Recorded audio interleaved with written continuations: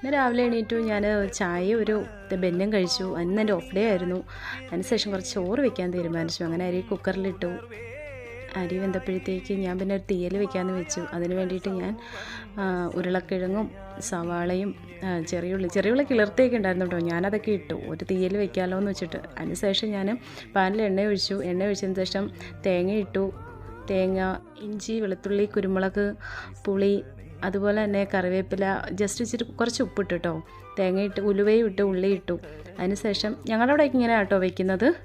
ഞങ്ങളുടെ അവിടെ അല്ല, ഞാനിങ്ങനെ തന്നെയാണ് വെക്കാൻ കൂടി ഇട്ട് നല്ല ബ്രൗൺ നിറമാവുന്നവരെ ഞാനൊന്ന് വറുത്തെടുത്ത ശേഷം അതിലേക്ക് മഞ്ഞൾപ്പൊടി, മല്ലിപ്പൊടി, മുളക് പൊടി ഇതെല്ലാം കൂടി ഇട്ട് ഒന്നുകൂടെ ഒന്ന് വറുത്തെടുത്തതിന് ശേഷം ഞാൻ തണുക്കാനായിട്ട് വെച്ചു. ഒരു പാത്രം എടുത്തിട്ട് അതിന് കടുകിട്ട് പൊട്ടിച്ചു.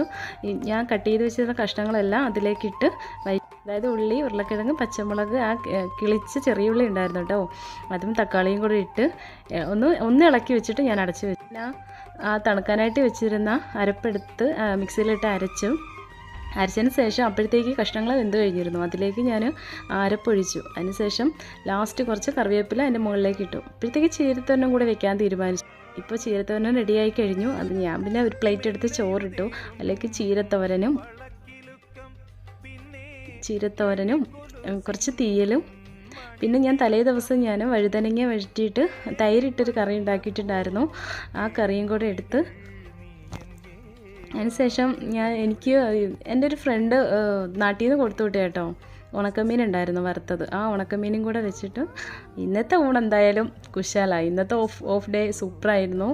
ഇനിയിപ്പോൾ രാത്രിയിലത്തേക്ക് ഈ ഫുഡ് തന്നെ ആയിരിക്കും. ഇനി എനിക്ക് വെക്കാനൊന്നും വയ്യ, ഇനി കുറച്ച് റെസ്റ്റ് എടുക്കണം.